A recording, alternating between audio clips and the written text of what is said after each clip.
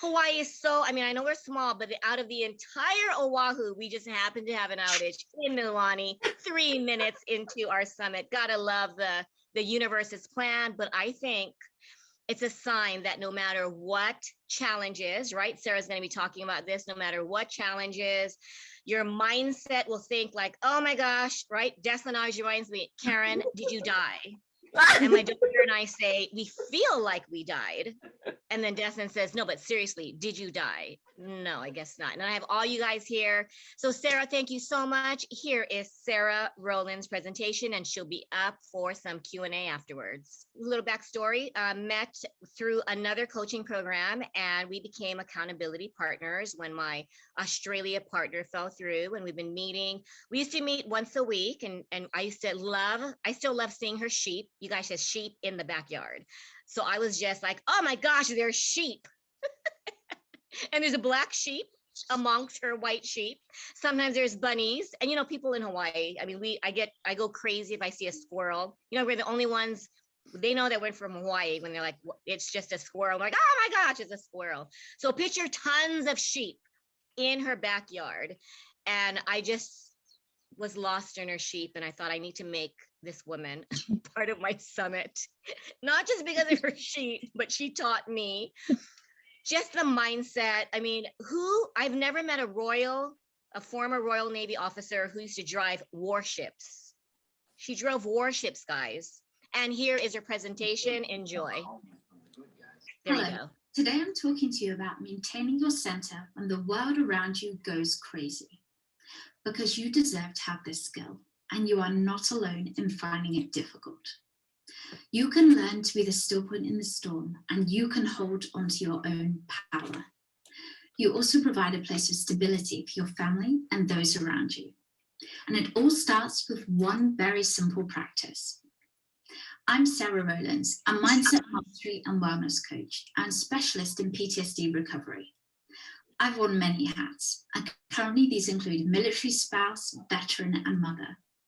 I understand what it is to be the person who wants more, but can't seem to grasp it, and sometimes feels like they're living in the shadow of their own life. After retiring from the Navy and coming from my own serious health crisis, I used my experience and knowledge to train as a life coach. I now practice with individuals across the globe and specialize in helping people who are recovering from PTSD and similar conditions.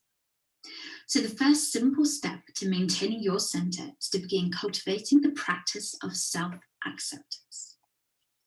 With true self-acceptance, you can stop worrying about not being good enough and start loving the person who will be there for you every day of your life.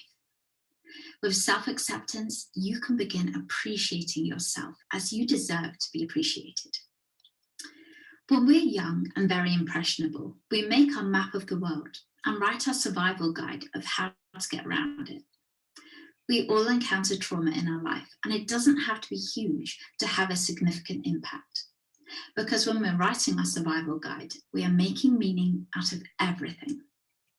Gradually, we grow out of the environment and we become self-sufficient adults, but we still retain the programming we were conditioned with as children. So why do we get stuck? Why do we keep making the same mistakes? In simple terms, because evolution takes millions of years.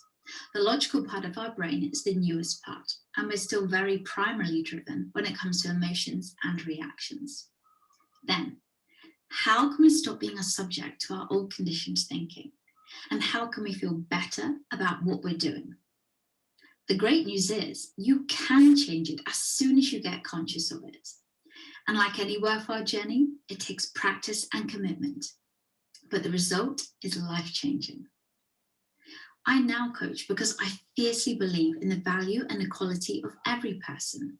No one need be disadvantaged because of life circumstance, crisis of confidence, or any other factor.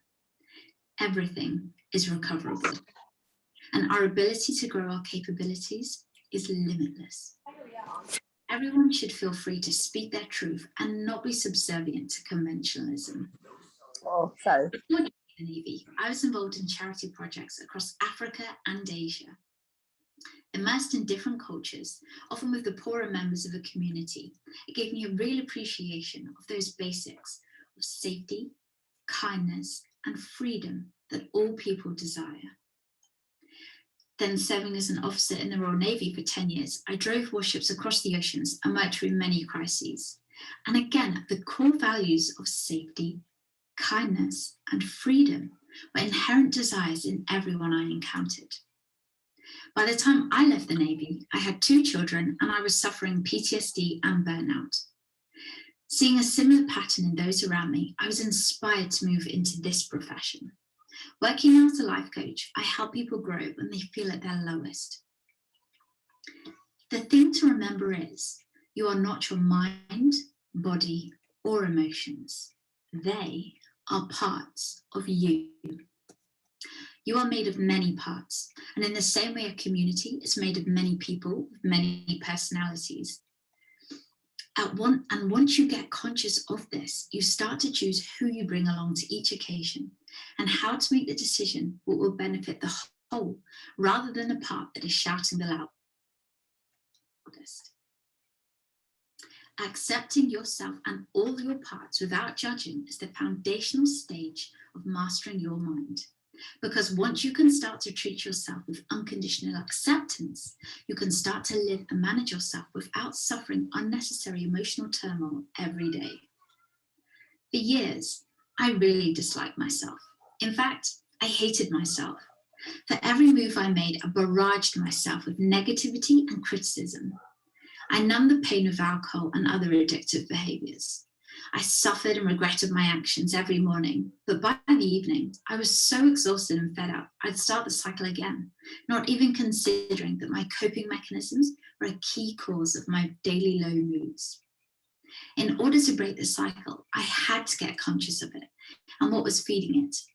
And I only managed to take the emotional energy out of it by committing to small steps every day. The first step to self-mastery is awareness, which I'm talking about now. The second is doing, the practice of consciously acting as your best self. The third is being, when you are able to act as your best self without conscious effort. I have 2 exercises I would like to recommend to you today, which I use with my clients as they begin their journey. The first is practicing awareness. Become aware of the patterns that are keeping you stuck. First, start by noticing and cultivate your ability to notice without judging yourself. Treat the person you are noticing as if they were your best friend or someone you would like to nurture and encourage who is not acting as their best self simply because they're stressed. Once you are comfortable with this practice, decide how you would like to act, how you would like to feel, and which part of you you would like to bring to the fore. Once you get conscious of your life, you can take back the driver's seat and start to be responsive rather than reactive. The difference here is that when we react, we are expressing an emotionally driven response to the environment. In other words, you're letting the environment in and it is driving your behavior. When we respond, we are consciously choosing how to act towards the environment around us. The action is internally driven and the control remains with you. Once you can notice your behavior and have started to befriend yourself, you can work a lot easier to change your behavior because you can learn to trust yourself again. The second practice I recommend is talking to your emotions. Your emotions are purely a different form of the energy that circulates around your body and your consciousness. We all want acknowledgement, acceptance, and freedom in this life. If we can give that to our emotions as well, we can begin to work with them rather than against them. And there are 3 steps to this. To begin with, we acknowledge them by calling them by name. So for example, when fear comes up, address it. Say, aloud or in your head, hello fear. By not immediately pushing against it, you are not creating any resistance, and therefore it doesn't need to intensify in order to be felt. The second step is to accept it in. Recognize why it has come up. Hello, fear. I recognize you've come up to tell me I'm about to do something uncomfortable or unfamiliar. By accepting its role, we're giving the emotion belonging, but not control. Most importantly, we are not directing any energy towards a negative reaction. The third step is to grant it freedom or release it, but without pushing it away. You can do this by telling it that its job is done. Hello, fear. I recognize you've come up to tell me I'm about to do something uncomfortable or unfamiliar, but it's okay. I've got this. I can handle any outcome from this situation. Change your thoughts and you can change your life, starting from today. I now work with people based all over the planet. They come to me when they feel stuck and want help taking back their freedom. Together, we unpick what is keeping them trapped, supercharge their strengths, and adjust their trajectory. It is the most inspiring work I've been involved in, helping people make fundamental changes at the mind-building level. Not everybody I see has had PTSD, but it is an area I'm skilled in helping people recover from, be it recent or old trauma. I'm currently offering coaching programs for 6 or 12 weeks. During these, we work to establish the priorities for you, bring to the surface what is holding you back, and create a momentum-driven, realistic plan to get you transcending these barriers. These sessions are powerful and productive. This year, I'm also bringing out a group coaching program. If you're interested in finding out more or discussing a particular issue, you can just drop me a message. My email is rowlandssj@gmail.com. I'll spell that. It's rowlandssj@gmail.com. You can also find me on Facebook via Karen. I'm always interested to hear how things are for you. Remaster your mindset, act with compassion, and you will be unstoppable. You can learn to maintain your center when the world goes crazy around you, because you are worthy and you are not alone. Wow, that was amazing, Sarah. Any comments, any questions? That was just a reminder, I think, just like right now, I needed to hear this. It's like, do not listen to your mind. And when challenges, it could be little ones like no internet, or trying to navigate. And I have such a strong support group. So guys, any questions, you guys can either put in the chat. I also want to remind you guys, if you don't feel comfortable or you think of questions afterwards, you can always email me, Karen@lettinggowithaloha.com, or you can message me, Instagram, Letting Go with Aloha. Des is available, Melo.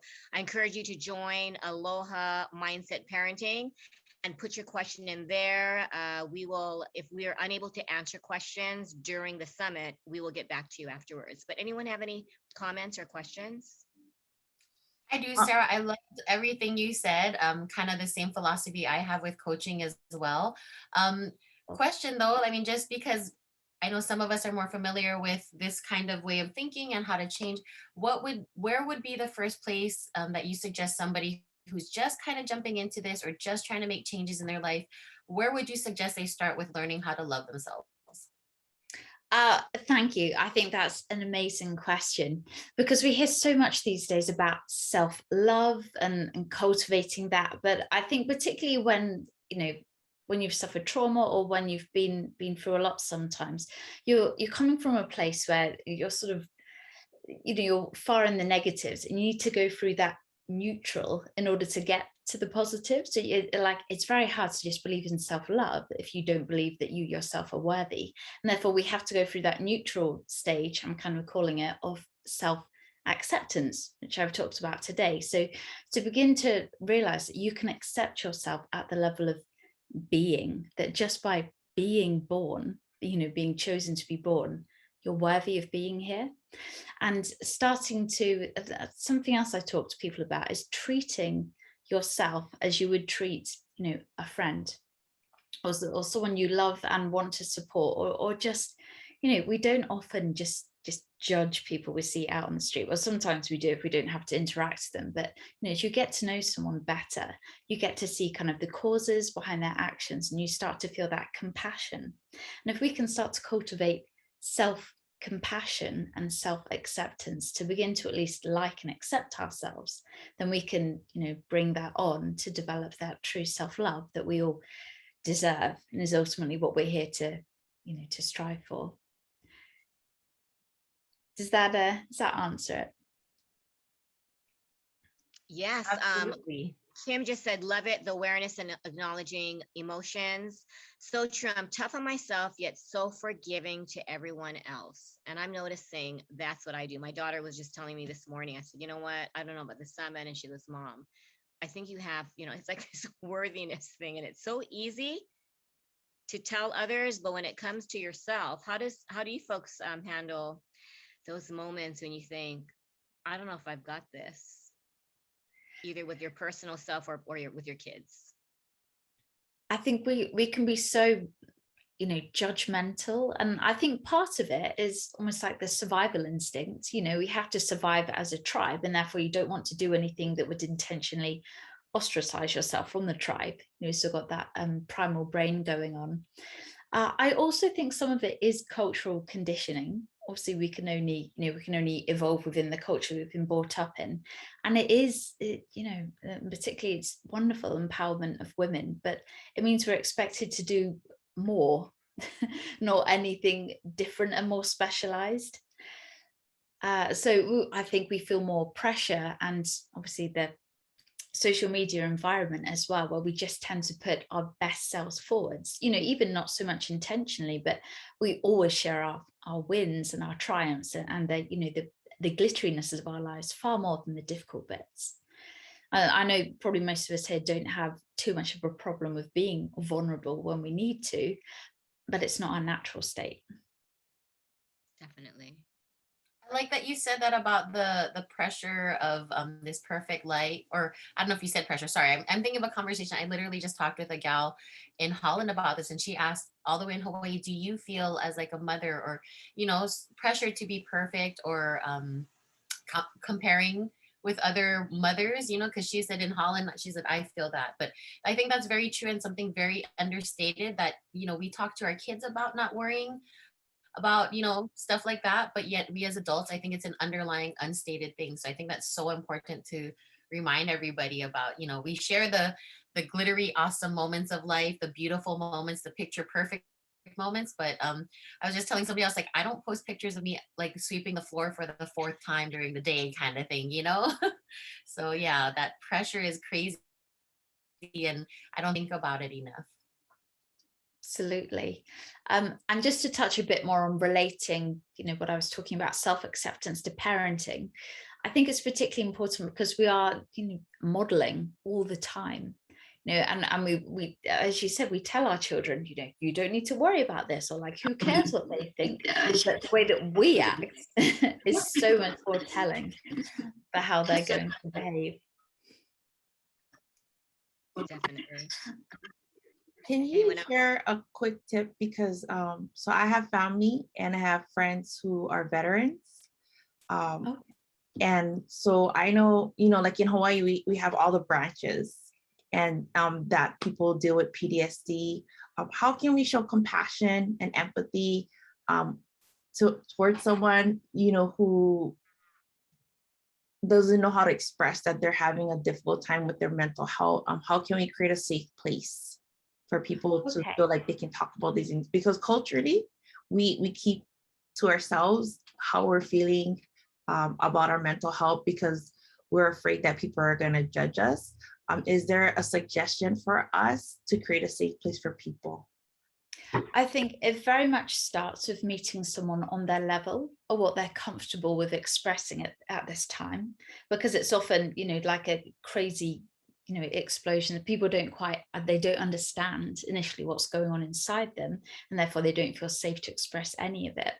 And we can only, deal with what we're prepared to deal with. So if that person isn't prepared to deal with things at a certain level, it would be very difficult for them to communicate or acknowledge that to you.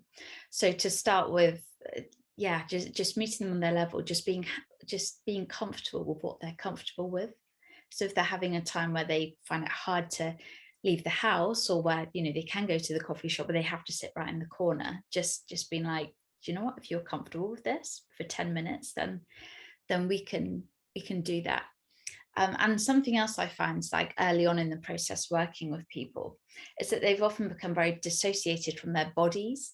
Like we talked about, you kind of fracture into parts and think of your mind, body and emotions as all these separate things. And because the body is the thing that's been through the trauma, you tend to blame it, and develop quite a nasty relationship with it, to be honest.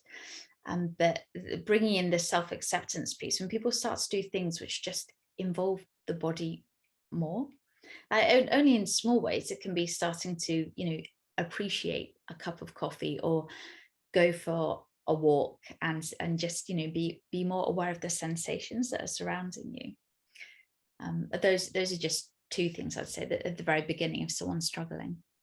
No, thank you. Because like I said, I told you, I did get diagnosed after my sister died unexpectedly from a car accident, and I'm a domestic violence survivor. So PTSD is real.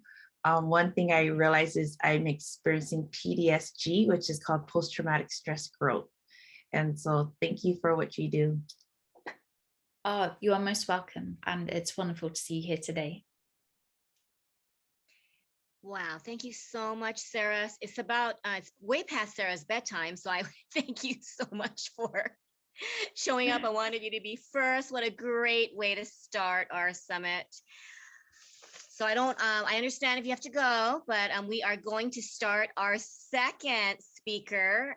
Her name is Kim Tottori. I met her through Shala on the Big Island, and she is amazing. She worked hard on this presentation. It's an amazing creative presentation. She is a financial course creator. So what she's going to be talking about is the importance of building a nest egg. And a lot of us parents, we are up to our neck in either debt or just surviving, right? We have to get our kids activities. And now it's like, with me, it's like college debt. What can we do, Kim? Well, let's watch her presentation, and we'll be asking questions and asking your feedback.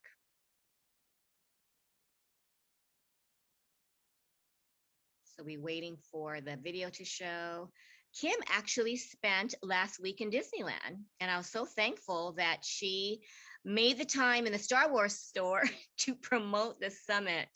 Oh, Melo just said that she has internet issues. They're on Kauai, so let me just see. Can you read that, Des?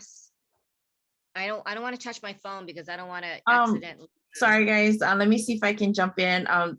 Kauai is having some tech issues in her area too. So let me see if I can assist, guys. So in the meantime, though, until your presentation is shown, introduce yourself, Kim. I'm going to put you on the spot here. Hello. Yeah, we were just in Disneyland. We just came back 2 days ago, a day ago, and my course will cover all the areas that a parent probably doesn't think about or fears. So, for example, while we were up there, I literally choked on a pretzel. I've never choked in my life. My husband was giving me the Heimlich, and my point of, if I died, everything's taken care of for our kids.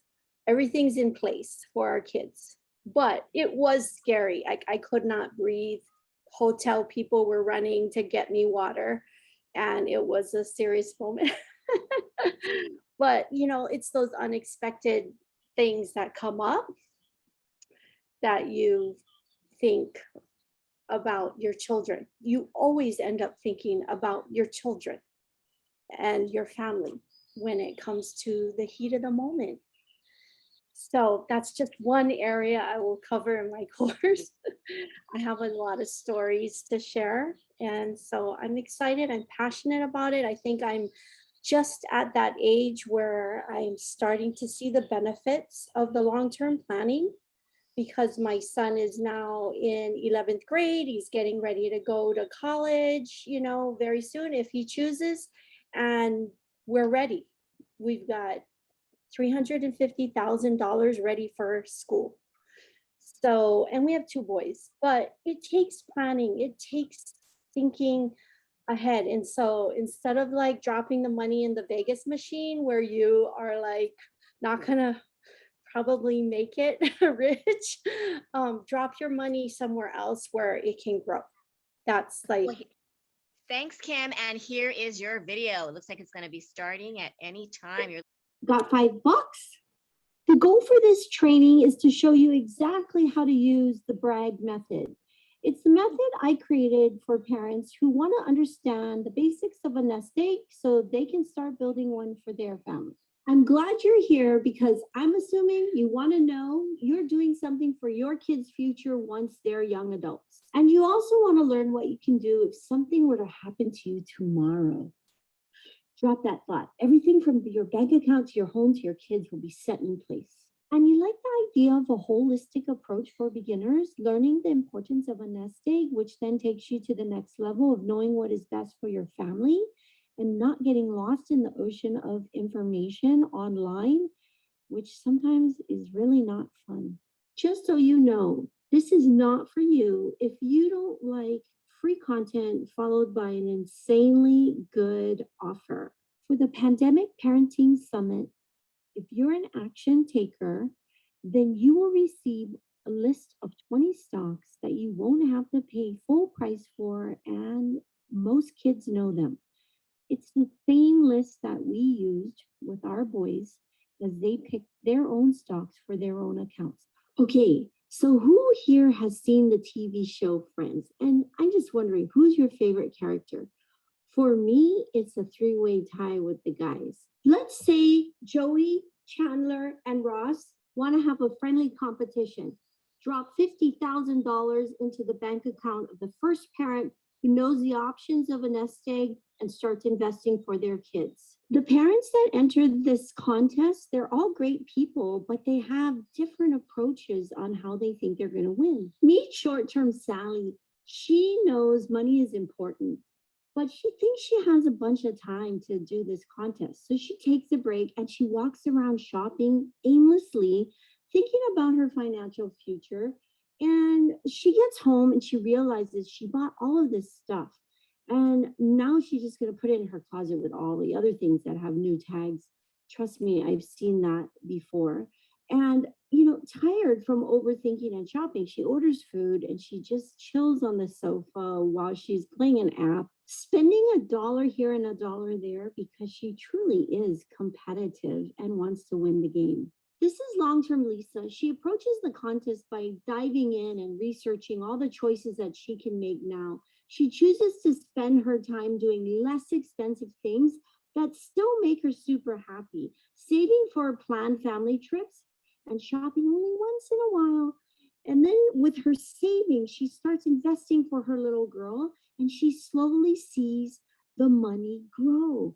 And she begins her next step on what she can do for her family. It's time to meet Someday Stewart, a great dad. He knows money and saving is important and plans to keep working hard, trying his best to provide for his family while also comfortable and happy with the latest man toys, participating in the contest here and there. And this is Learning Levi, another great dad, but he knows money and saving is important because he took an interest after playing the game of Monopoly as a kid. So he got a summer job with his buddies as a teen and started saving. Excited about his savings and that he has some money knowledge, he's the fastest of the parents and he wins the 50K, continuing his plans for marriage, retirement, and a home. So here's the thing. You wake up every day as a parent and choose, I'm going to be a Sally, a Lisa, a Stewart, or a Levi. It's easy to be short-term Sally and someday Stewart. Choosing the Lisa and the Levi route seems uncomfortable and unfamiliar at first, but that's the route for long-term success. I'm curious to know which you will choose. If we have not met yet, it's so nice to meet you. I'm Kim, and I'm here to help all the Sally moms of the world become a Lisa and all the Stewart dads become a Levi. So when they are ready to hop off that hamster wheel, working hard until retirement, they can live life. Speaking of living, I was living my life with my husband and our two boys, raised pretty differently from my husband. Yet between the two of us, we have financial experiences that made me stop and realize this is vital information for parents. And especially if you're a parent that's kind of like me, that really wasn't raised being taught financial smarts. And so this is the reason why I created the Bragg method. What is the Bragg method? It's the holistic solution I created as I built a 7-figure nest egg as an entrepreneurial at-home mom, doing photography, working on a YouTube channel, and getting certifications. Seeing the accounts grow, it allowed me to ditch the Sally approach for good. Because honestly, I was a Sally and I changed my mindset. I used to, I don't know, be like, all over the place shopping. And I realized that I just did not need all this stuff. So if you want to ditch the Sally and the Stewart approach, transition over to the Lisa and Levi like I did, I'm going to break it all down here and show you how you can avoid the money mindset dilemma from here on out. Money mindset mistake number 1. Financial planning is just for the wealthy. Many parents believe they don't have enough money to invest. Are you a person that thinks you don't have enough money to invest too? Which of these percentages do you fall under? The 46%, 28, 18, or 13? But if you don't track where you spend your money, which you don't track your spending, right? How can you build a nest egg? I mean, if you need more money, it's just not going to happen, right? So let's shift the way we spend our money every day, every week, every weekend, and break the habit of what we're so used to doing and put it towards something that will last long term. I'm a professional organizer. I see how many things end up going to donation or to the trash. So this is the part where that $5 I mentioned comes into play. If you look on the left to the Apple stocks, the Facebook, the Netflix, those are the prices of a full share. You now can take $5, put it towards one of those stocks, and it will take a fraction of the cost. And you now have Apple stock or Facebook or Netflix. There's a list that they provide for you that you can go off, and you can take $5 and then start investing for your kids. So in comparison, I have a friend whose mom had $100,000 sitting in the local bank account here, earning less than 1% interest. For 3 years, she earned a little over $2. And below is one of my son's accounts where we started it with a gift from his Grammy for $380.50 back in 2019. So since 2019 to now, as parents, we just slowly contributed $100 here, $80 there, and I was just kind of doing it along the way. And so we did put in $2,232, a little bit here, a little bit there. And now the account is actually worth $4,228.62. Like, isn't that better than doing nothing? Which takes me to this next question. How would it feel understanding your choices for a nest egg, and then you have taken the first steps, building one for your family? Money mindset mistake number 2. Oh, don't worry, everything will work itself out and be okay. So now I'm going to explain a couple tricky terms, so just stay with me. Optimism bias. How many of you experience this?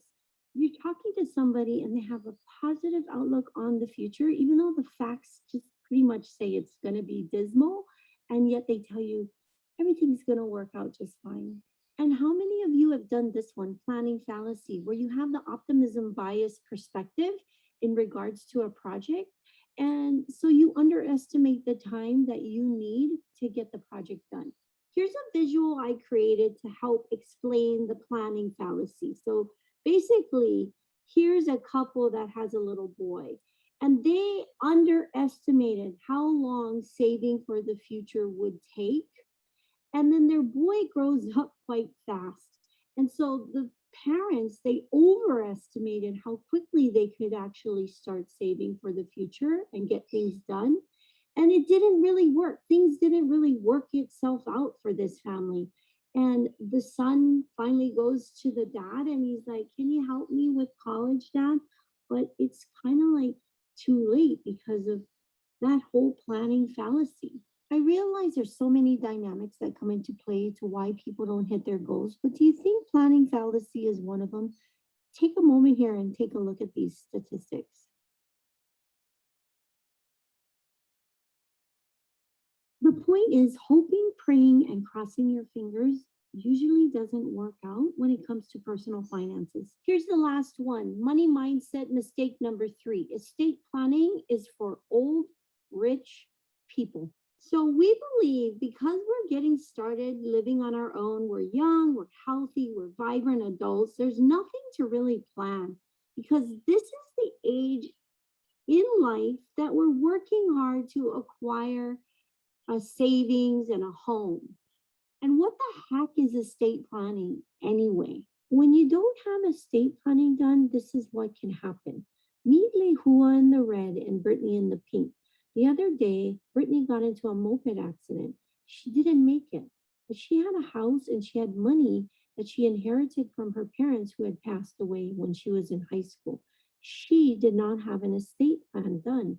And so what happened was the state took the home and the assets and are deciding on what happens to those things. And when Brittany was in the hospital in the last few days, she could have had a health directive to explain what her personal wishes were for her last few days of life. Here's a better ending to the scenario with Brittany. She had estate planning done just like her parents, and she was able to leave her house and money to her sister and nephew. If you keep working hard, buying a house, having children, growing your money, what happens to all of it? After covering the money mindset mistakes, I want you to know this.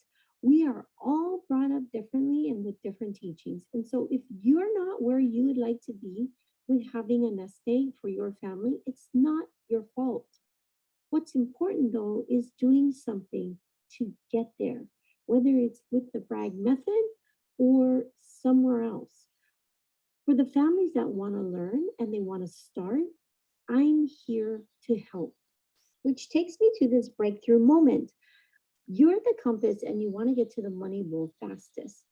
You have the choice of a walking stick, a car, or a jet. Some of you choose the walking stick. You do all this research and you don't make any decisions. You hardly see any results and you're getting frustrated. You're also afraid to spend any money on yourself. Most of you take the vehicle, the car, and everyone is telling you what to do and you're getting some results, but you're exhausted because sometimes when you drive, you're only seeing in front of you and there's a shiny object and you end up following the shiny object and you're driving in the wrong direction. Then there's this jet that hardly anybody knows about and it applies the brag method.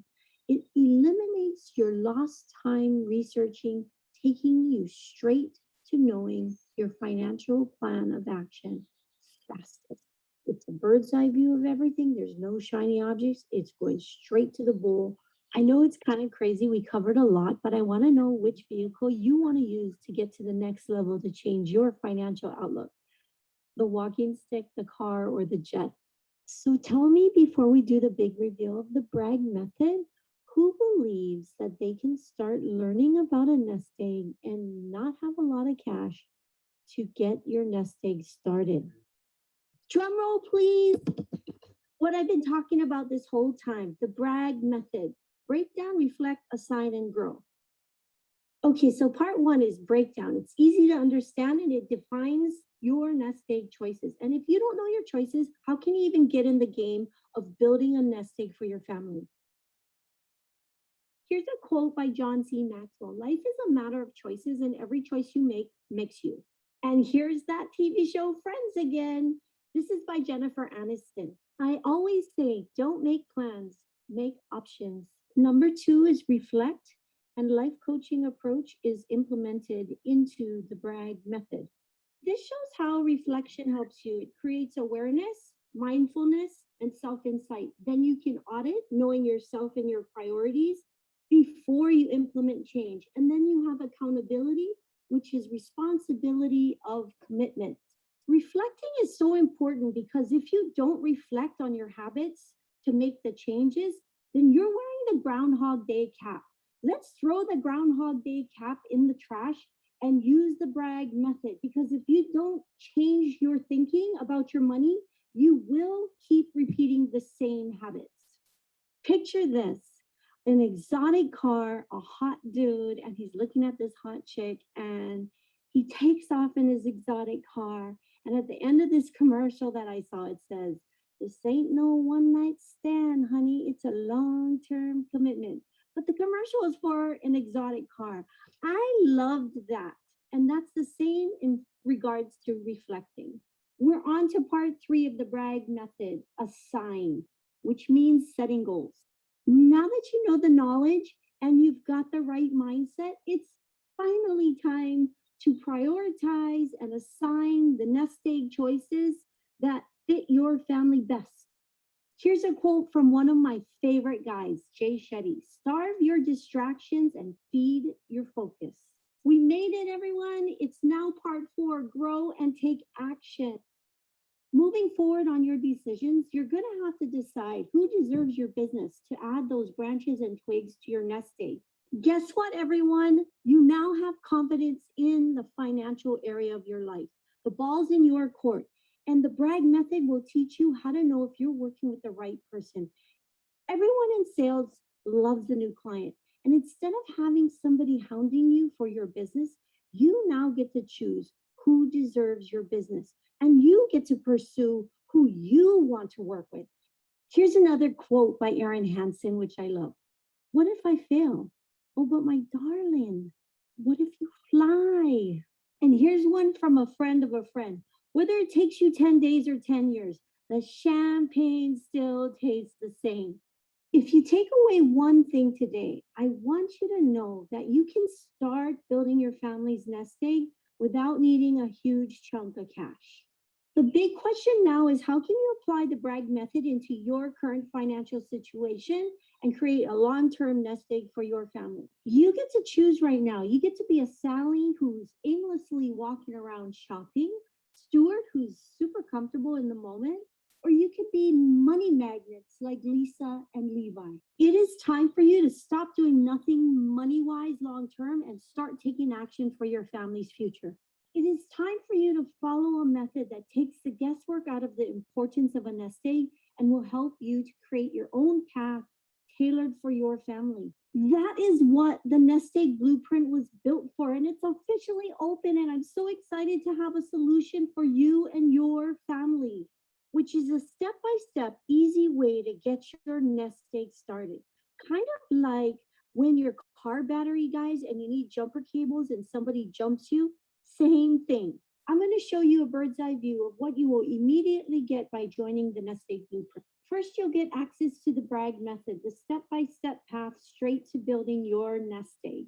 You get to learn about the method step by step, building your knowledge so you can make choices for your money, lessening any confusion around the term nest egg, and show you what I did to invest for my kids, and you can decide if you want to do the same.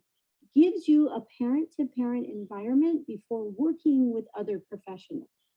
Then there's monthly support, because you took that Groundhog Day cap and you whipped it to the trash, and now you're a money magnet, and building a nest egg is totally foreign and new. And so you're going to have questions, which you can then pre-submit, and we will cover them in a live Zoom.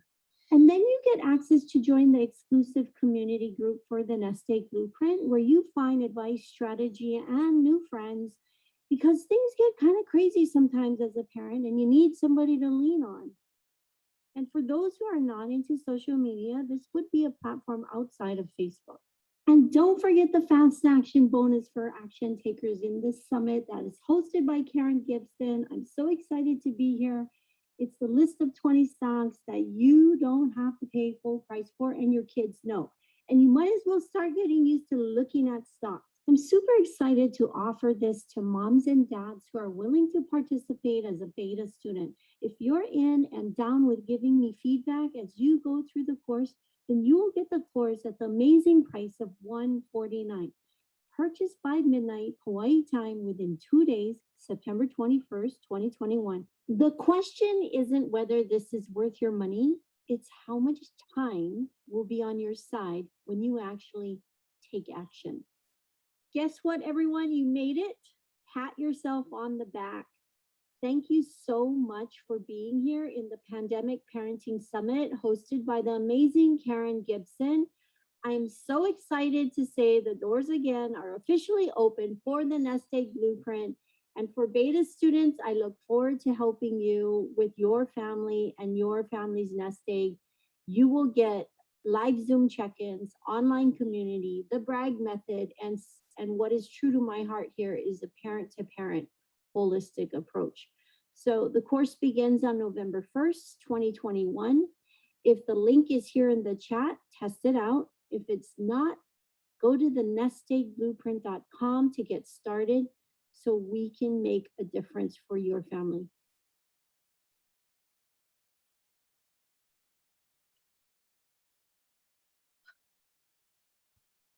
That was amazing, Kim. Dr. Tolly, our next presenter, has a patient soon, so I know he's on. Should we just share the video? And if anyone has questions for Kim, someone just said that was awesome, Kim.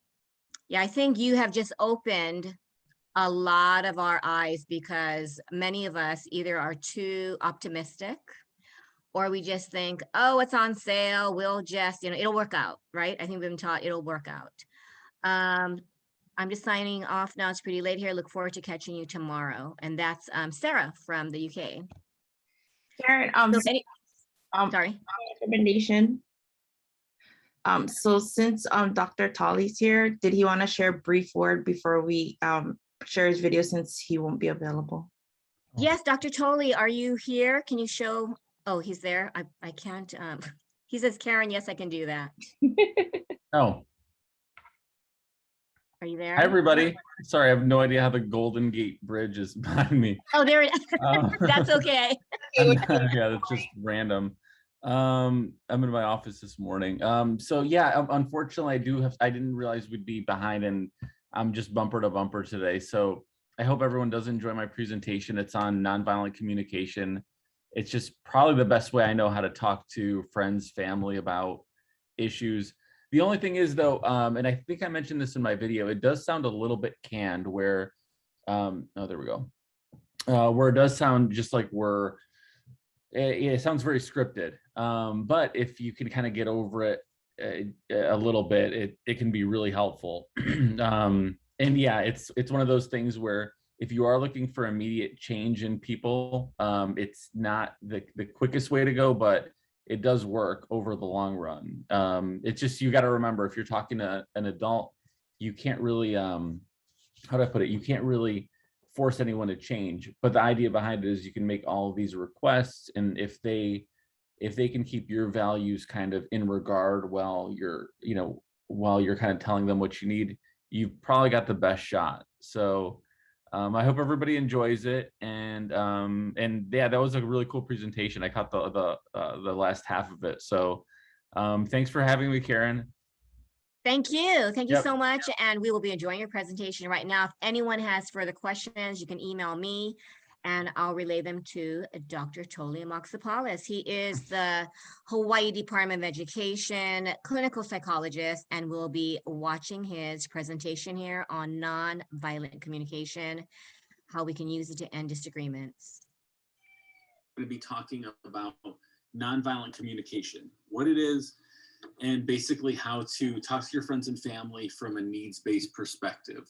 So the whole idea here is we want you to start thinking about what you need and ask for it in a way that people can really understand. Because what most people do is they criticize. So when they're upset by something, they'll say, you did this, you did this to me.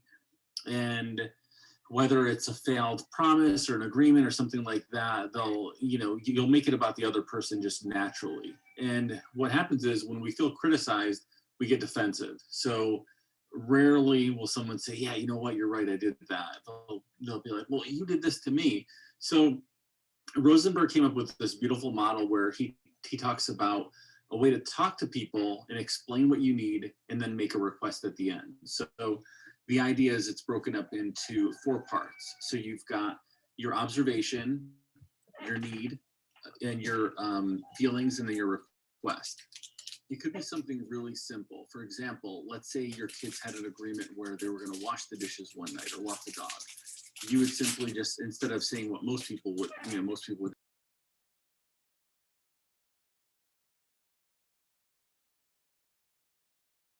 stuff out about your kids and even about yourself. So you go into, hey, I noticed, well, let me back up a second. You want to really strike when the iron is cold with this one. You don't want to go in hot. This is where it's the next day. You're cooled off, and then you say, hey, I noticed you didn't walk the dogs like you said you were going to. There's the observation. When you didn't walk them, I felt pretty frustrated and worried because our dog's health really depends on being taken care of, and walking is part of that. So we've got observation, we've got feeling, and then the need.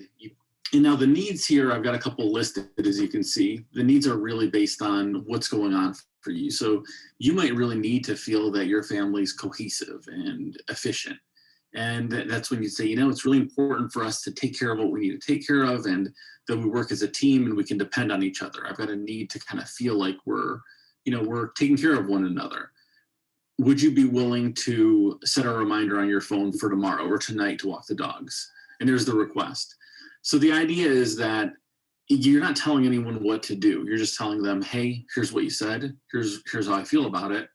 Here's what I kind of need out of the whole situation. And would you be willing to do this? And it works with adults, it works with kids.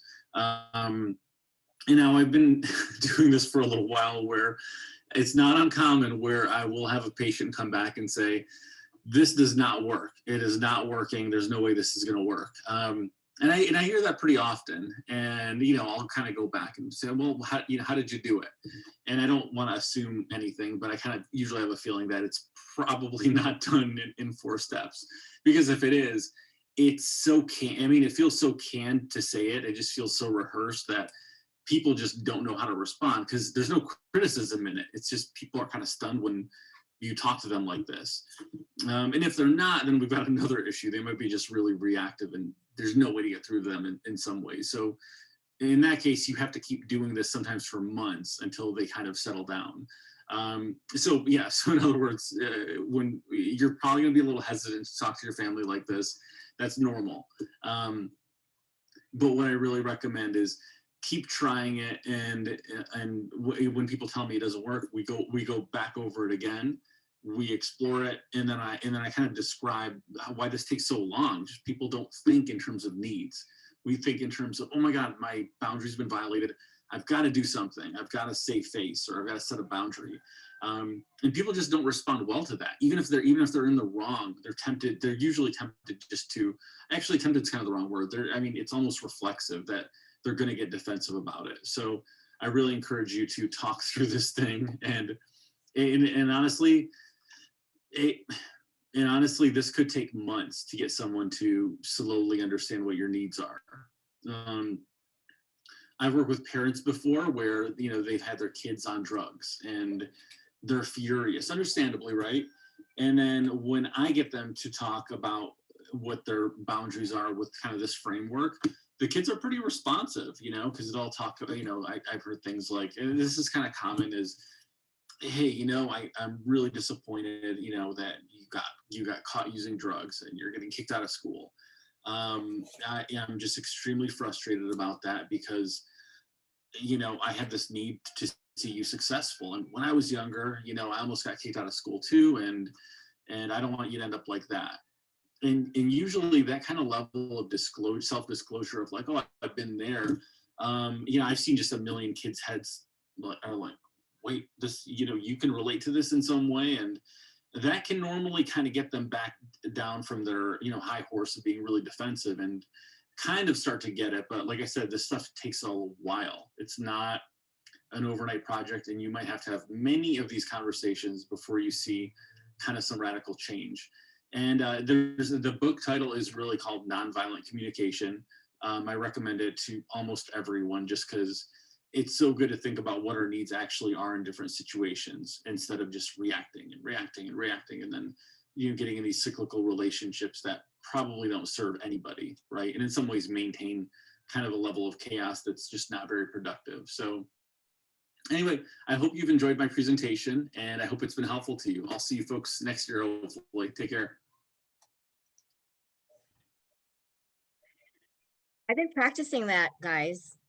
Nonviolent communication. I didn't realize that. I guess I've been practicing, and it doesn't have to be like physically violent. You don't realize like the word that you say, like, wait, what? I didn't say that. It makes the other person, defensive. So anyone have a question, or we can just have a feedback session before Dr. Sasaki and Dr. McHugh's video is shared. I think it's important that he said that it may take time, because as a therapist, in my experience, like, we're not used to doing these things. And again, this is something I coach as well. Like, we're on autopilot. So we are also changing the way we communicate with other people, but we are also trying to change the way that they respond to us. So being patient with those things, because we're creating new habits and a new way of doing things. And it can be very frustrating because it takes a lot of effort on our part to approach things differently and make that request, like he said, and then wait for the response. And then it takes time, patience on our part to wait for the other person to respond, and for us to understand that it takes time for them to digest and figure out how they want to respond to this new situation. Because a lot of times in therapy and coaching and all of those things, we often don't see results immediately because we're doing things differently. So it takes people a little while, not just us to adjust to the new change, but as well as other people to adjust to the way they respond and view and take the information that we are putting out. So I really like that. I think the one thing that you explained to me and Karen is about awareness. Awareness is key. And then, in due time we'll progress, right, Melo? Definitely. Karen, it can, I know Karen says that, all the time that awareness is so important, because it does take that awareness, just knowing when to be able to stop, or like, Karen's book, letting go, when to let go of whether the situation, whether it's a power struggle or whether it's being right, whatever it is, just being able to let go. But it's a patience thing. And I think it's super important too I just love that he said that everybody says this doesn't work, because literally as a therapist, I got that all the time from parents, like, this doesn't work. I told him to do it, but like, you just tried it for like 3 days. You know what I mean? Of course, he's not going to listen, or she's not going to listen on the first time, right? Because they're also testing there. We have to realize that in communication, and especially whether it's violent or nonviolent, but there's two parties and there's multiple variables, and the biggest variable is the two people. You know what I mean? So when something new comes about, especially when we're dealing with children, I think the tendency is to test. Even as adults, we test, like there's new rules or something at work. We're kind of like, is that really a rule yet? So, understanding that the patience part, there's so many working parts and things going on. But I just love that he said that, because I don't think enough professionals share that it takes time. And even in all the presentations that we've heard, all of this stuff, I feel like takes time, and people want results because we are putting in a lot of effort to make things different. And sometimes we don't get the results as fast as we want to. So I just love that he emphasized that patience and keep trying. That's what I like too. It's like retraining the brain, right? I try to retrain the brains of my students, and I've had 5-year-olds say, it's really hard to train my brain. And I remind them, at 5 versus even if you're in your 50s, 60s, we have so much, it's default, right? That's the way we think. So Melo was saying about awareness, and even Sarah, right? It's like awareness, notice the pattern, notice even what emotions or what triggers, and then what are you doing? Right? The awareness, doing, and being, then we don't get so caught up in, we need the results. Why isn't this working? So I love how Melo just brought it up too. It does take time. It's like, I'm going to implement this. Wait a minute. It's not working. And I think it was Sarah who in the beginning said like detaching. Was that Yes. her? Yeah. I mean, that's an important part too. I mean, that's that part about being right and stuff, or just understand that we don't always necessarily have to be right. And I think we talked about this, you and I, Karen, like that the power lies in knowing when to step away, like when enough is enough, when to draw those boundaries and just say like, okay, gotta take a step back here. But yeah, I love how these presentations are kind of stacking on each other. Like even the financial one, like that is habit building too. So I mean, like these are really neat seeing this together. And I think if we do detach emotionally, you're in the store and you're like, oh my gosh, that is 90% off. I need this, right? And it's 90% off. I mean, geez, it's not going to hurt anything. But like Kim was saying, it's every single one of those 90% offs. And then you look at your closet and you're thinking, why? Why did I do this again? Because at the moment we were emotionally attached, right? Anyone else? Someone in the chat. Oh, that was very helpful as a reminder. Okay, well, you know what? We are on schedule. We have at 11:18. I know it looked really OCD, but I wanted to make sure I know everyone's time is valuable. It is Saturday. I know a lot of you guys have plans, and I've scheduled a 2-hour massage after this, guys. So I am going to make sure I have an extra incentive to end at noon.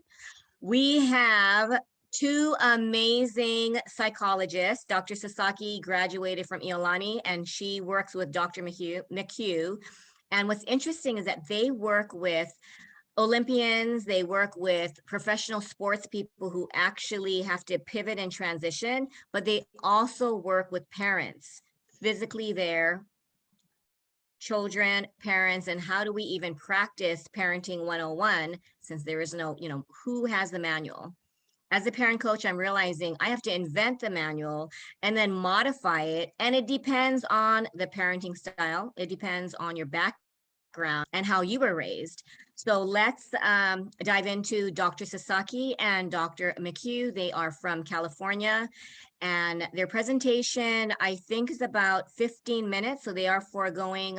Hopefully we can ask them a Q&A for 5 minutes. But if not, we can do some feedback. And let me just remind everyone too, in the chat, there is a survey form.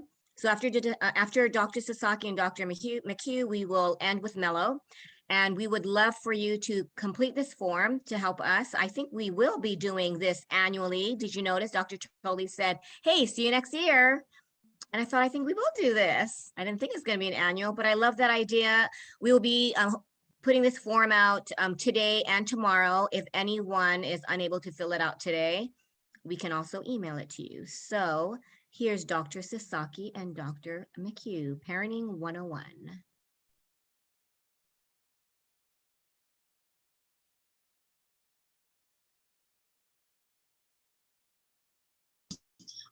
All right, so today we are going to talk about what we think is Parenting 101, which are the things that you should know as a parent, but they don't actually teach you. And these are something that Shannon and I, which we're both licensed psychologists and we work with children and families, we both discovered through our practice that a lot of parents don't know about these basic skills that we're about to talk about, even though they're super, super important.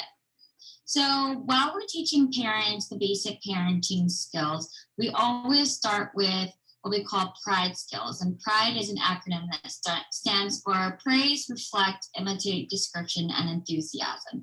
So if you know these 5 skills when you are spending quality time with your child, this will help to really amp up that positive attention that all kids, no matter what age, really crave, and it helps them to distinguish what behaviors are appropriate and desirable as opposed to behaviors that aren't desirable. So the first and I think one of the most important skills is praise. So we want to distinguish between labeled praise, which is saying, I like that you're doing, and you name the behavior. So I like how you're sitting nicely, as opposed to unlabeled praise, which is just a generic praise, good job, awesome. So we really want to be specific with what behaviors we're actually praising so that the kid knows exactly what it is that you like. We also want to praise mainly growth edge behaviors or target behaviors. So if you're praising everything that your child does, that doesn't really help them to understand what it is that they really kind of need that extra boost and praise to really kind of reach their target behavior goals. For example, if they're really good at sitting, you're not going to praise, thank you for sitting, or good job for sitting, because they're already great at that. But say they're working on keeping their hands to themselves. If you notice that they are doing that, that's the behaviors that you really want to praise. And we always talk about praising effort over skill. That will really help with that growth edge behavior. So you want to praise the work that they're doing, the effort that they're doing versus their talents or skills. Praise is important. Why? Because whatever you pay attention to will increase. And kids just love positive attention. They'll do anything for attention, even if it's negative attention. So we want to really shower them with positive attention with the behaviors that are desirable. Here are some examples. Thank you for being so honest. I like how hard you worked. I like that you're sitting nicely. All of those are great, and kids just love it. The only other thing that I would add to the praise section is that as kids get older, they don't need as many labels phrases. And so while our age group is that 2 to 7 range that really does need a lot of those labeled phrases, if you have older children, you're obviously not going to want to be saying to a 13-year-old, thank you for sitting, right? Because they're going to think that that's weird, and they don't need that kind of praise. But kids that are, older than 7 really do need praise, just in a different way. And so being able to give praises like, thank you for being honest, or I like that you worked hard, those kinds of ones are a little more general than these, like, I like that you're sitting quietly or whatever. But you can also give lots of cool, awesome job and nonverbal praises. So like high fives and hugs and physical touch stuff that can go a long way and is considered praise as well. Should I get into reflections? Or anything else? Okay, so reflections are basically just when a child says something with their words, you're going to say back what they said as a statement, or you're going to kind of summarize what they've said. So the reason why we do this is because it really helps kids feel heard, right? And I imagine if you have kids that are at talking age, you probably have experienced times when your kids have said that they do not feel a lot of times we're moving so fast in the world that when a kid wants something and we don't have time to explain why they can't have it at the moment, or that you need to be doing something else, kids can really feel misunderstood, which can lead to a lot of problematic behavior. So when you are able to kind of slow down and just make a connection by saying back what they say, it helps them to feel like, okay, well, even if I don't get what I want, she was listening to me, or he was listening to me. And so saying things like, so let me understand what you said. You said, you wanted dessert before dinner, right? While they might not get dessert before dinner, sometimes that can kind of appease this idea that no one's listening, nobody understands you. And, I imagine if you can think about no one listening or understanding you, you can feel really helpless, which would lead to anger. And so this is kind of one of those quick tips that can kind of immediately shut down aggressive or non-compliant behavior sometimes. With littler kids, you want to really practice this because it can help them with their speech as well. So being able to say things like, if a kid is saying, I drew a blue flower, for example, you'd say, yeah, you drew a blue flower. And what that does is it allows them to hear back what they said, to be able to make those connections to change their language as well. So those are some of the highlights of reflection. So this one can be really hard for parents if they're not used to kind of saying back what somebody can say. And a lot of times parents will say back what they say in a question. So, if your child is drawing a flower and they say, I drew a blue flower, a parent might say, oh, you drew a blue flower? And what that does is it suggests maybe that it doesn't look like a flower, or that there's some kind of disappointment that they're drawing a blue flower, maybe not an orange one or whatever. And so it's important really to focus on making these reflection statements, because that's going to help them to really feel heard and understood, which everybody needs to do. And the I stands for imitate, which is basically like the nonverbal form of reflection. So everything that Shannon said, apply that to nonverbal behavior. And what it does, again, it validates what your kid is doing. It makes them feel, wow, you're actually paying attention to what I'm doing. And we're social beings. We learn by modeling, by learning from others, by observing from others, and imitation is the best form of flattery. So if a parent is imitating something that a child is doing, they're going to feel flattered. They're going to feel really good about themselves. This also relates to sort of like pro-social behaviors, right? As adults or, you know, anyone that you're talking to, if they sort of are leaning in, you almost naturally mimic and follow them. So if they smile, you're not going to have a grumpy face, right? So you want to sort of mirror what's happening with the other person. Again, that shows, hey, I'm paying attention, I'm listening to you, I'm present and attentive, and also I care about what you have to say. So that back and forth is really nice. A lot of times kids get bombarded with a lot of words. So sometimes just imitating their nonverbals can be a really nice balance between the two. And from an evolutionary perspective, people generally tend to like people who are doing the same thing that they are. And so it's actually a biological thing. It means there's a sameness between you guys, which will make you more likable to your child, no matter what's going on when they have to listen to follow directions. An example that I always give is that there was a study done with car salesmen, and they were trying to figure out why particular car salesmen were really, really good at their jobs. And the reason why was because when they got them in the back room and they were negotiating a deal, they would have all the same nonverbal behaviors as the person that they were trying to sell the car to. And what the study found was that the people who ended up purchasing a car was like, there was just something about them. They seemed like they got me, right? And so it's interesting because that's a sales tactic that you can use with your children. Very much like you can, sell somebody a car. You can sell somebody more pro-social behavior just by kind of following their lead with their nonverbals. Okay, so the next one, descriptions. Descriptions, I feel like, are always the ones that are the hardest for parents because they feel so awkward, but they are so important. So what I always say about descriptions is you're describing what the child is doing with their bodies. So with reflections, you're saying what they're saying with their words. With imitation, you're doing what they're doing with your body. And with descriptions, you're describing what they're doing with their own bodies. And so it's basically like a praise, but without the praise element. So you're just looking and noticing what's going on with their bodies and being able to describe it. And the purpose for this is, there's tons of purposes. This is actually one of my favorite ones to teach parents because when they do it, it can really help kids to slow down and notice their own behavior, and then they can start to change their behavior themselves. And so basically the way that it works is like you're a color commentator for a sports program. So if your daughter is building with blocks, for example, you would say, oh, you're putting the red block on the blue block.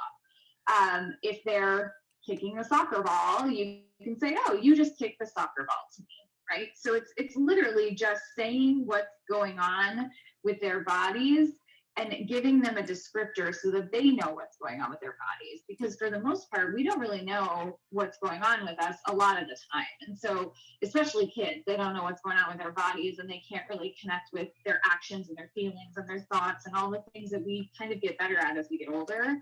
And so when you describe what they're doing, first of all, it lets them know that you're paying attention, which again is what we're talking about with all of this. It's just about paying attention to your kids, but it's also about making sure that they know what's going on with their body so that they can address it. And another kind of higher order part of that is being able to address, like, it looks like you're feeling sad because there are tears in your eyes, or it looks like you're angry because your fists are balled up, right? And so those kinds of descriptions are also helpful because I think a lot of times kids can't connect their emotions to their nonverbals. And so describing it for them is a way to help.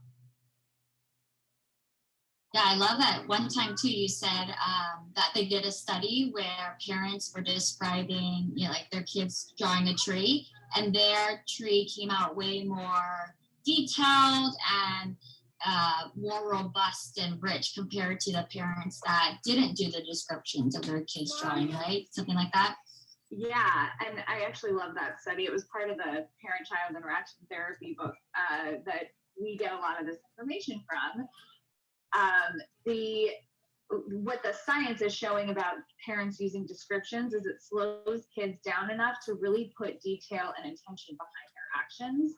And so for kids who are maybe on the more ADHD spectrum, or kids who can't sit still or can't focus, being able to use descriptions has been shown to slow kids down enough that they really focus on the details, which can help with their creativity. It can help with their, brains becoming more developed. It can help with them learning in school. It's my favorite skill, I think. I know, I love that study. It's mind-blowing what a little description can do. Mm-hmm. And the last one is the most important: enthusiasm and enjoyment. So you want to make sure that when you're spending time with your kid, again, doesn't matter if they're 2 years old, 15 or 20 or whatever it is, it's so important to have that quality time, but also to genuinely enjoy the time with them.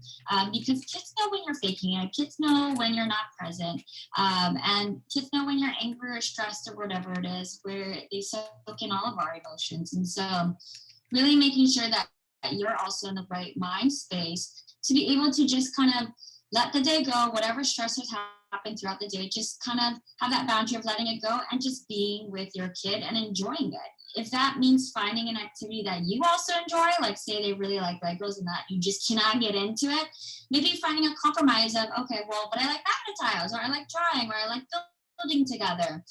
Find something that you're actually going to get something out of it too. And it's fun to just see the parents really let go and have that kid part of them come out too, because we forget that as we get older, that we always have the kid part in us. Just my last little bit of nugget of advice that I give parents a lot is sometimes playing with kids is so, and I normalize that. I empathize with parents because I've had parents and kids in my office where a kid wants to do the exact same thing every minute of their play. And a parent is just like, how do I maintain enthusiasm in this? And my challenge is, and this is why we recommend, especially with the littler kids, we recommend doing 5 to 10 minutes of play for the 2 to 7-year-olds that is hyper focused on using these skills, rather than trying to do this for 2 hours, because these skills and trying to focus on really pumping them with positive feedback can be exhausting. It's a different way of communicating than we're used to. And so sometimes I will remind parents that if you can do it for 5 minutes. You can be enthusiastic about a boring activity for 5 minutes. And that 5 minutes is enough time to get a kid to feel so connected to you that 10 minutes from then, when you're asking them to go brush their teeth, they're going to be much more willing to do that because they're already in this positive environment with you, rather than in a situation where you were playing with them and going, oh, you're putting the red block on the blue block, and then telling them to go brush their teeth. You wouldn't want to do something for somebody like that. And so kids won't either. And so it's just important to remember that, small doses of enjoyment with boring things for adults they go such a long way. Thanks for watching our video, and we'll be here to answer any questions that you have. You can also reach us at www.learnandburncc.com. Wow, thank you so much, Jesi and Shannon. We are ready for Melo, but we just have a few minutes. Would you, Jesi, want to just add a little extra after your presentation? It was really insightful. I think a lot of us don't realize the power of, like we were saying, the nonverbal. Someone just said, is there a way we can get a copy of that Positive Attention with Pride? Yes, I was wondering about that too. Can you send the slideshow in a separate presentation or in a separate file, and then I can share that with anyone who's interested? Because it was kind of hard to see, but if we have a bigger screenshot of it. We have a handout that we can send you for sure. Oh, perfect. The handout would be perfect. Any question that we have time for one question before Melo's presentation starts? I Anybody? have a question. I mean, sorry, if anybody else has one, they can take it up, but mine is kind of quick. I was wondering, oh, sorry, my video is not on either. I was wondering, we're talking a lot in this summit about a lot of these things are habit building and stuff. And you guys had really great things. And I really like how Dr. McHugh said, like, this can be a little bit weird, because even myself, when I've told parents how to do this, again, you're communicating differently. But for parents who are just starting out, you know how they say for habit building, you kind of break things down, and to make things a habit, you do like 1 to 2 things at a time. Is there any out of those categories that you would focus on, like number 1 and 2, those top priority ones?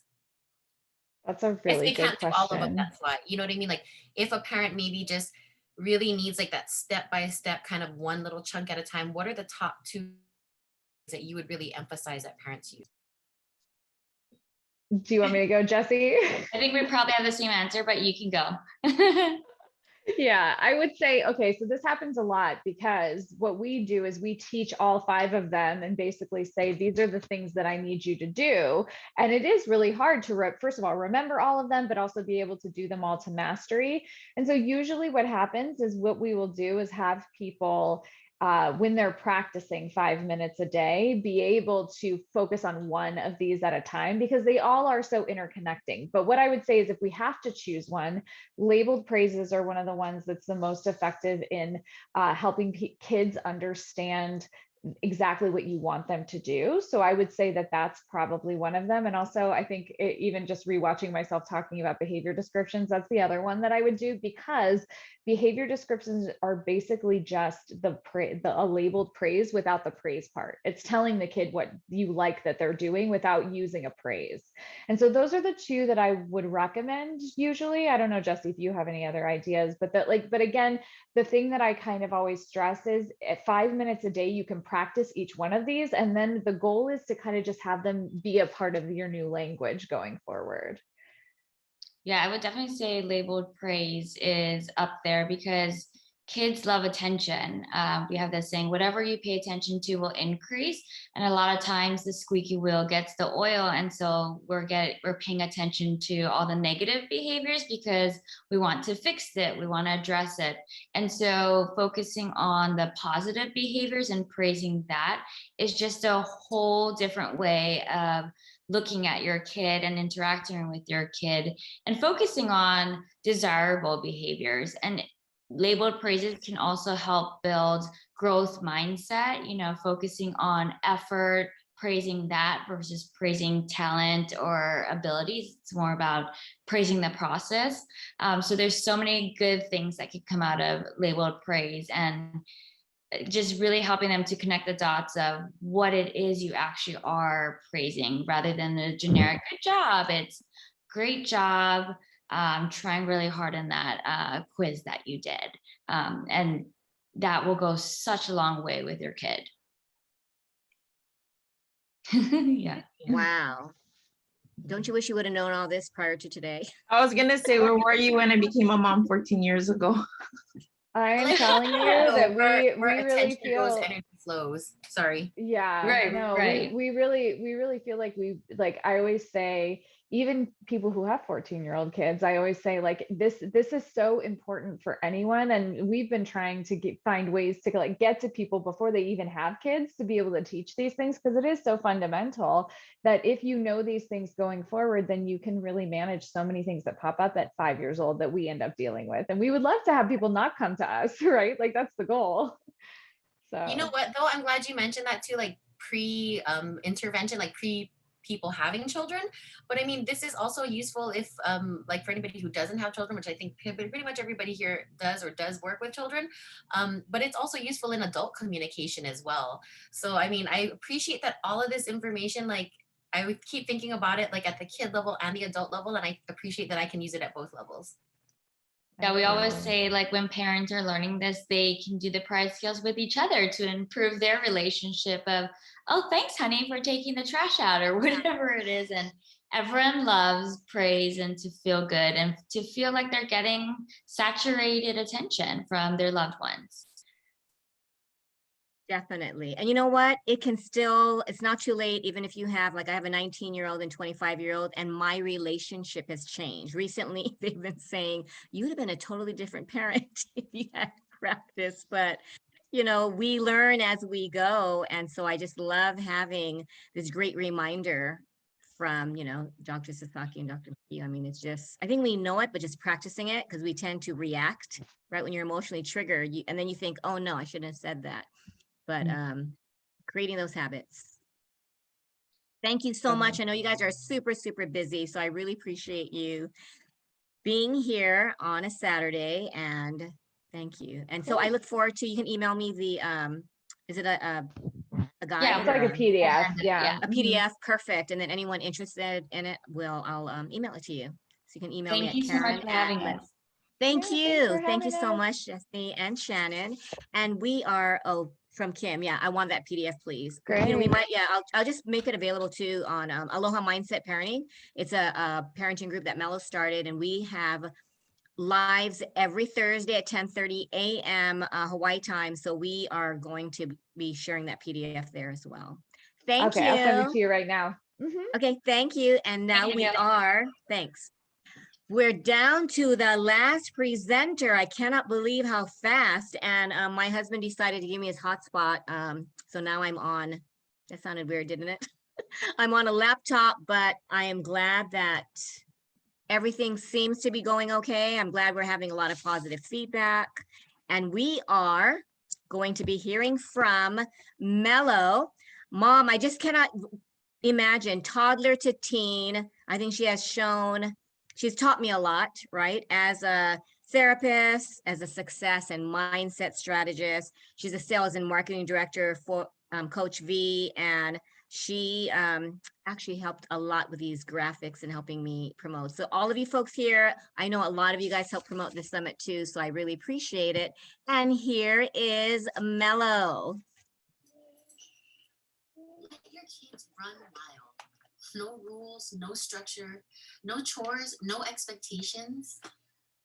Can you imagine what that would be like? What kind of adults your kids would grow up to be? Just kidding. Aloha and mahalo for tuning into my discussion, Raising Limitless Children, Fostering Emotional Intellect and Intelligence in Children. My name is Melanie Tice. I'm here today to talk to you about how to raise our children without limits. And that doesn't mean without rules and expectations, but really a mindset that will set them up for success throughout their lives. Imagine playing, running with your friends in a large field, laughing, climbing the jungle gym, trees, riding your bike through the neighborhood, going to a nearby store for a treat, hanging out in a nearby park, playing sports, or even made up games with your friends cheering you on.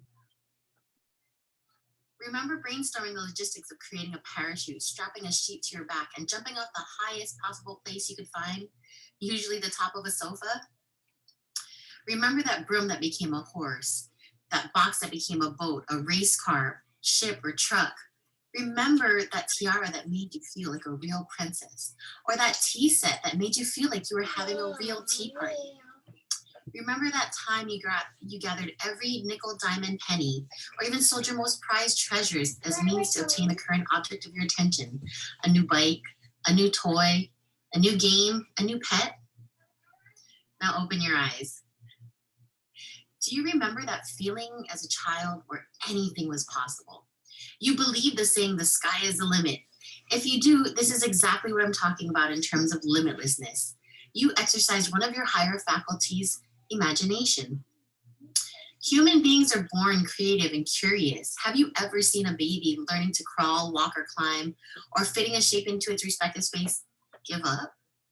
They are determined, they are persistent, they're so focused, even hyper-focused on the goal, the task at hand, and they don't fear failure yet. Now think about yourself, your life's journey. How many times have you made a decision based on what you think someone else might think or feel? It may have been the college you chose, the job, the art class, versus that college credit course, the person you chose to date or even marry, moving out, where you choose to live. How many times have you given up power and made a decision based on what someone else might think or what you assumed they might think or say? This is why developing our children's internal resources and emotional intelligence are crucial. Internal resources are so valuable throughout life's journey as they aid in the internal dialogue of self-image, confidence, resiliency, outlook in life, coping skills, communication, empathy, and beneficial risk-taking. Failure, fear, anxiety, those are learned thought patterns and behaviors. But where do these ideas come from? Dr. Bruce Lipton shares that 95% of what we do and how we think comes from the subconscious programming we receive. From conception through age 7, we are like sponges. Everything we know about the world is from observation, direct and indirect instruction from those around us. And on the larger scale, we learn from the social pressures and societal norms around us within our communities. How many rules and social norms do we learn without someone iterating the exact rule or standard for us? Hundreds? Thousands? Can we even really count?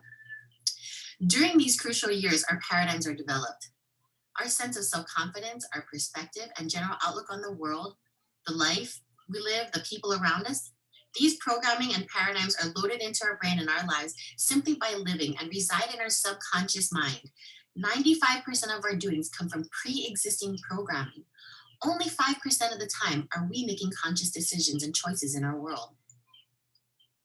Because of this programming, learning by default, we often end up carrying destructive beliefs with us. Here are just 2 types of destructive beliefs that are predominant in our daily lives. Unhealthy beliefs about ourselves, most evident as low self-esteem, low confidence, when we feel sorry for ourselves, self-pity, when we start to magnify our misfortunes and ask, why do these things keep happening to me? This is when we victimize ourselves. This keeps us stuck. We are not solution-driven and we can't do much to progress when we're in self-pity. The second unhealthy belief is unhealthy beliefs about others. Do we believe that people are honest or untrustworthy? In those moments when we lose our temper, or we get overly frustrated, overwhelmed, do we find ourselves saying it's because of someone else's actions or words? Do we feel like we have to do something? We're obligated. And when we say we lost it because of someone else, we give our power away. Those unhealthy beliefs we carry with us, again, are rendered in our programming. As we become a part of the world, our decisions and opinions, our self-image, everything is filtered through our paradigms or our subconscious programming. How does this relate to parenting, you might ask? As parents, our goal is to ensure that we are raising contributing members of society, individuals who are autonomous, strong, successful. That's the vision, mission, and goal, right? But how do we do this? Again, this is not necessarily by means of direct instructions. As parents, we are often implicit of something explicit.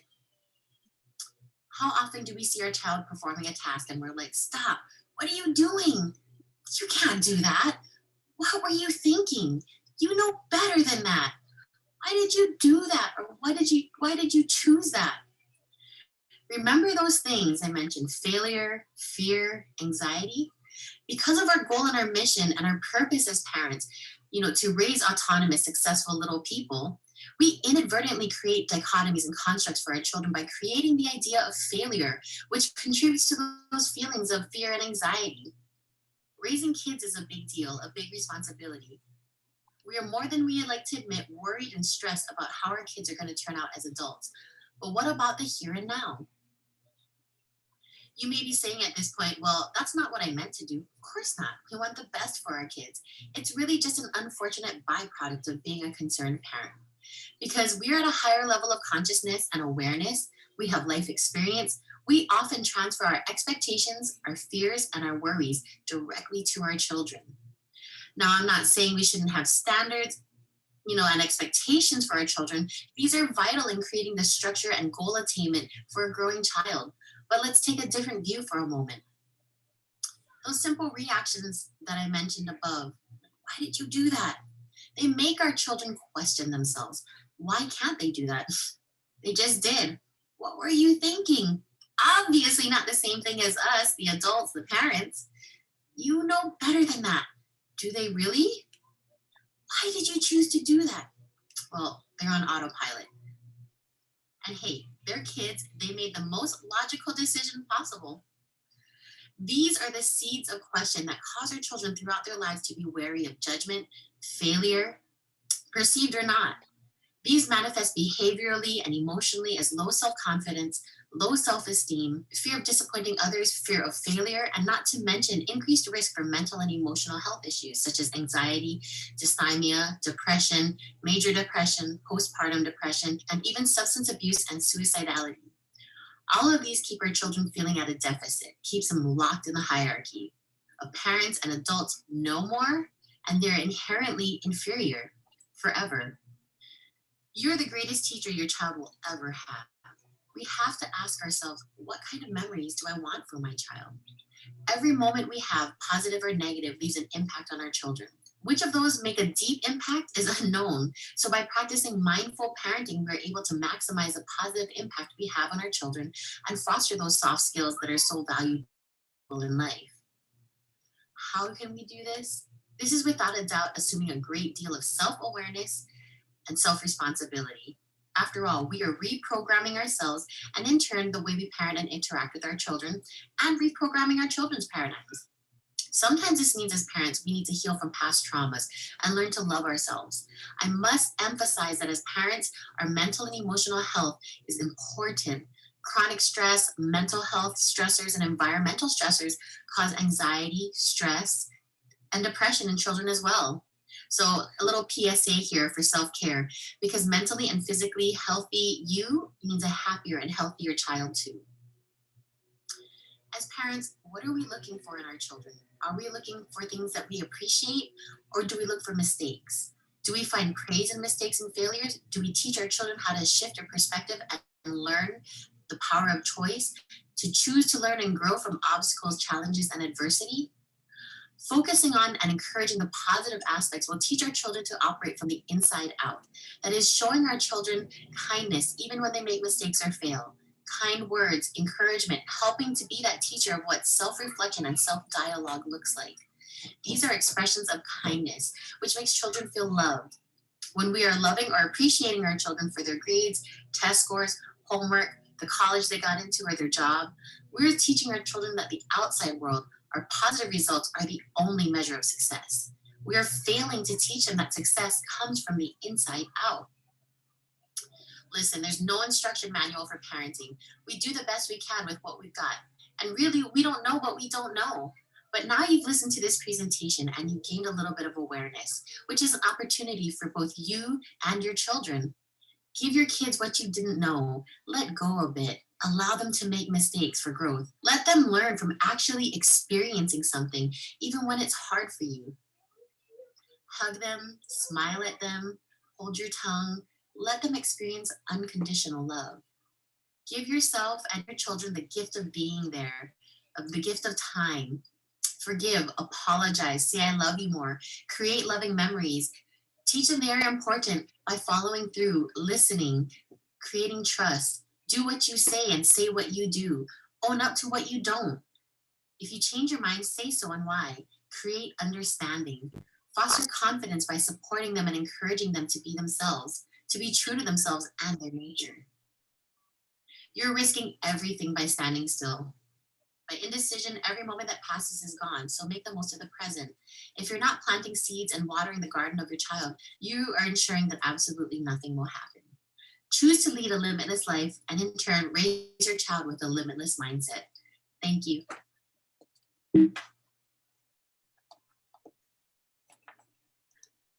Wow. Any comments, feedbacks? I know that changing our mindset and just what you were saying, Melo, it just takes time, right? And I think awareness to just be in that moment when we're about to say, what were you thinking? Because that's such a normal reaction. What do you suggest to parents right in the middle of our, what were you, and then I've been catching myself, but sometimes if it is something where you wonder, what were you thinking, you know, to kind of shift that paradigm.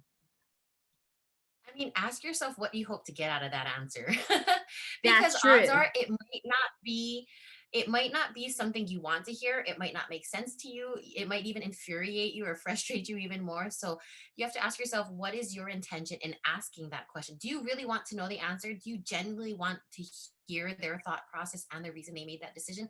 Or are you just looking for another reason to scold them or to tack on to, well, this is why? Or, I mean, are you really trying to understand their thought process? And if you are, you can't use that against them in the end. That's true. 'Cause I think our ego just lets us get, like, it's our agenda, not about them, right? In that heat of the moment.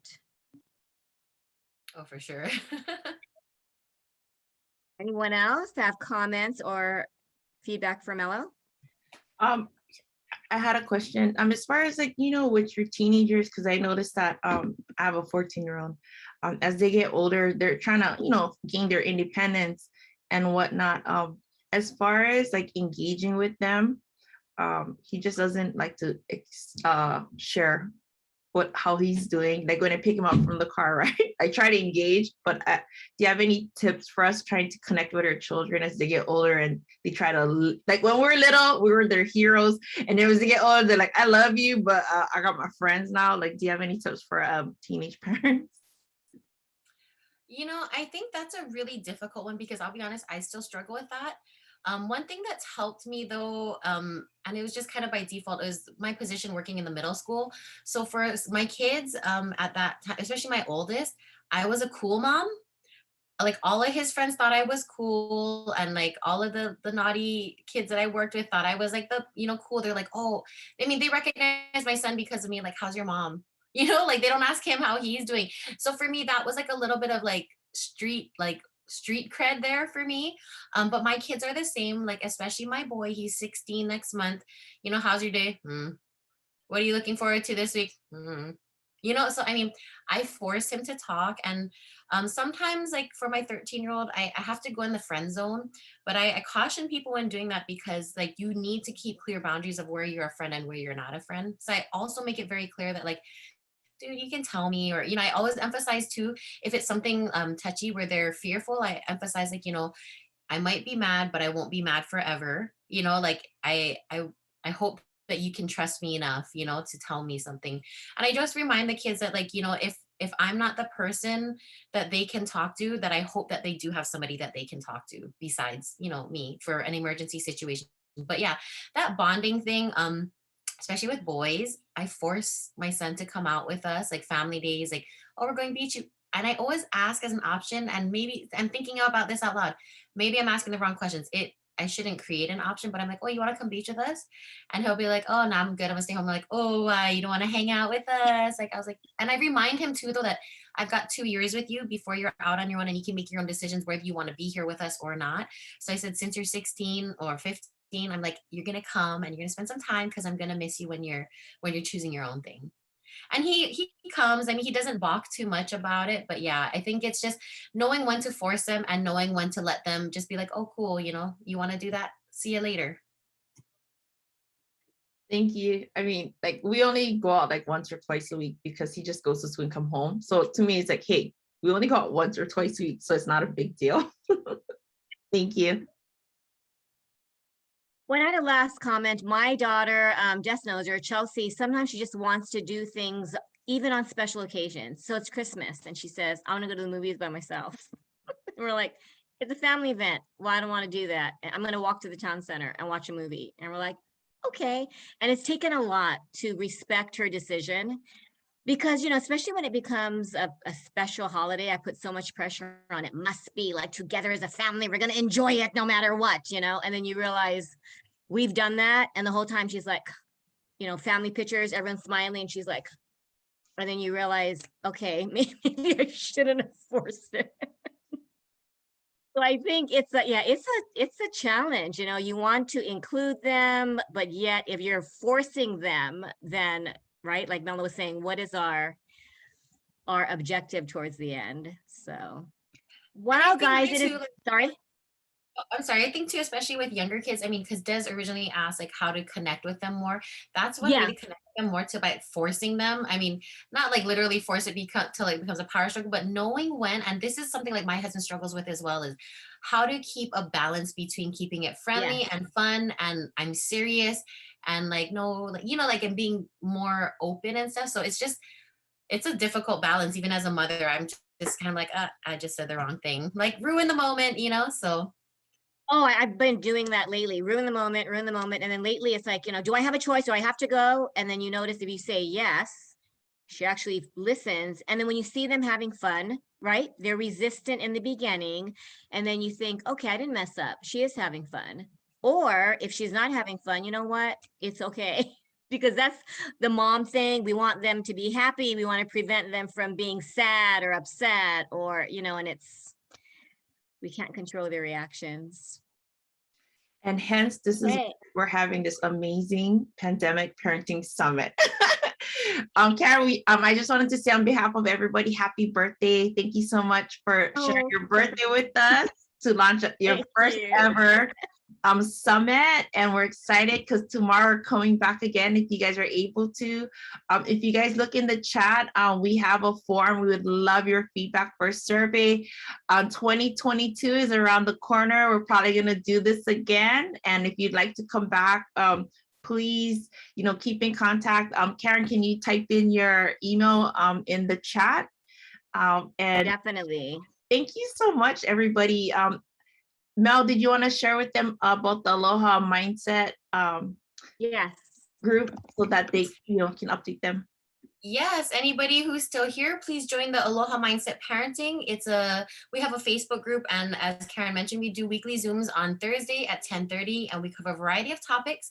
Our mission in creating this group and this Zoom is to create a supportive and collaborative environment for parents, because like this pandemic, Karen said, like we are parenting in a new, forever changing new normal, and parenting the way we did and the way we were parented doesn't work nowadays. We've got technology and all these other variables. So just a supportive and collaborative environment where people can feel free to ask questions, to share their knowledge, experience, professional experience, or ideas on how to parent nowadays. So join us, please. It's a really fun group. Yeah, and it's a free, and it's a free interaction in Facebook and then on Zoom. We just felt there's a need, and like we don't all have a book that we can all go through, but we can always process it together as we move forward. Okay, sorry. And you can also ask questions, and then we'll answer sometimes in Zoom, or sometimes just like responding. Like if one of us is there, we will respond within like 24 to 48 hours. But in closing, thank you so much, everyone.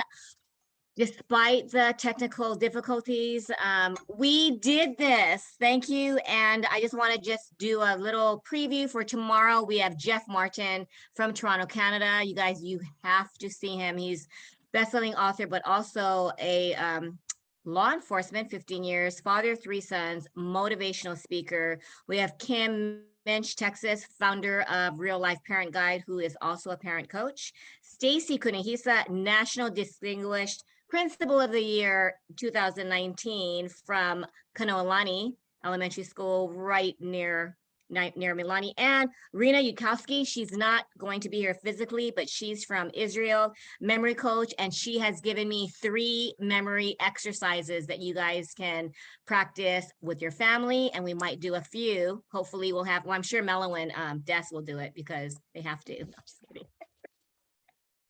Thanks, guys, and enjoy the rest of your Saturday, and I hope to see you back tomorrow. Thank you so much for joining us. Bye. Have a great weekend or Saturday.